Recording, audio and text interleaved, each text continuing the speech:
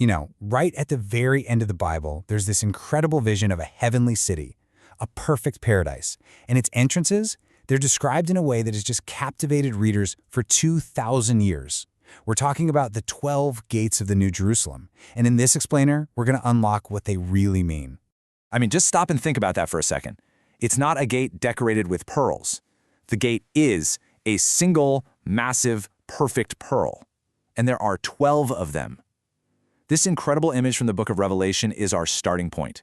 It's beautiful, it's mysterious, and as we're about to see, it is just packed with meaning. So where does this all come from, right? Well, it's part of this amazing vision given to the Apostle John, where he sees a holy city, the New Jerusalem, descending from heaven down to a brand new earth. Let's take a closer look at what he actually saw. So John sees this massive walled city, and it's literally shining with the glory of God. It's got 12 gates, and each one is guarded by an angel. And here's the key detail. Each gate is inscribed with the name of one of the 12 tribes of ancient Israel. Okay, so this is an absolutely stunning picture, right? But it's not just about cool architecture. It's an allegory. Every single detail is symbolic. So what's the deal with these gates? What about the names, the pearls? What is all this trying to tell us? Well, that's exactly what we're here to find out.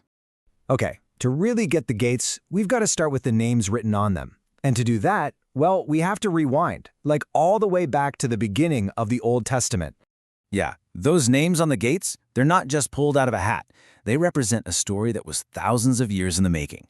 This whole thing kicks off with God's promise to Abraham. That promise gets passed down to his grandson Jacob, who gets renamed Israel, and then to Jacob's 12 sons. And these sons, they became the patriarchs of the 12 tribes, God's chosen covenant people. So by carving the names of these tribes onto the gates, the vision is making a really powerful statement. Look, this is way more than just a roll call. It's a tribute to the entire history of Israel. It's showing us that God's plan is this one epic, continuous story, a promise made long, long ago that is now reaching its ultimate fulfillment. But wait, the story doesn't stop with ancient Israel. Not by a long shot. What's so brilliant about this vision is how it connects that ancient history right to the foundations of the Christian faith, the apostles themselves. And this is where it all just clicks together. It's so cool. The city's entrances, the gates, they're named for the 12 tribes of the Old Testament. But its support, the very foundations it's built on, are named for the 12 apostles of the New Testament. So you see, it's one single unified structure built on the complete history of God's people.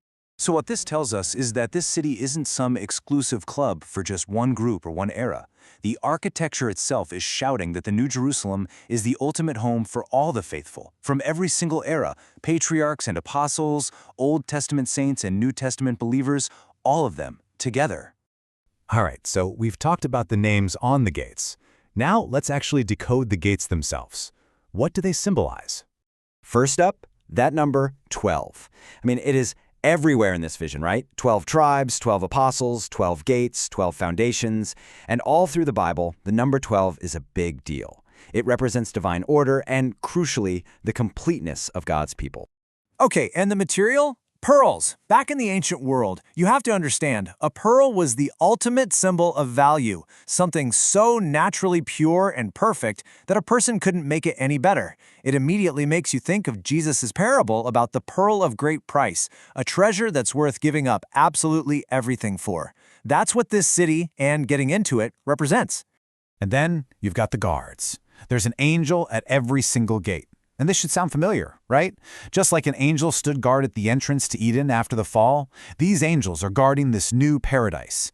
Their whole job is to make sure nothing impure, nothing evil ever gets inside, admitting only those whose names are written in the Lamb's Book of Life. But, and this is the really beautiful part, there's a paradox here. Even with these powerful guards, the gates are never shut. And why is that? It's because inside this city, there's just total safety, total peace. There are no more enemies to defend against. So those open gates, they symbolize constant, totally unhindered access for everyone who belongs there. Okay, this leads us to the big one. Maybe the most important question of all. The gates have the names of the tribes of Israel on them. So, who actually gets to enter? Who gets to walk through them? Well, this is where the New Testament, especially the book of Romans, gives us a really crucial piece of the puzzle. It makes it super clear that just being a physical descendant of Abraham isn't the ticket in. No, The real heirs are what it calls the children of the promise, and that's anyone who shares the faith of those patriarchs, no matter where they come from. So what does that mean? It means that people walking through those gates are one big, unified family of believers. This family includes Jewish people who believe in Jesus and also non-Jews, the Gentiles, who've been grafted into God's family tree through that very same faith.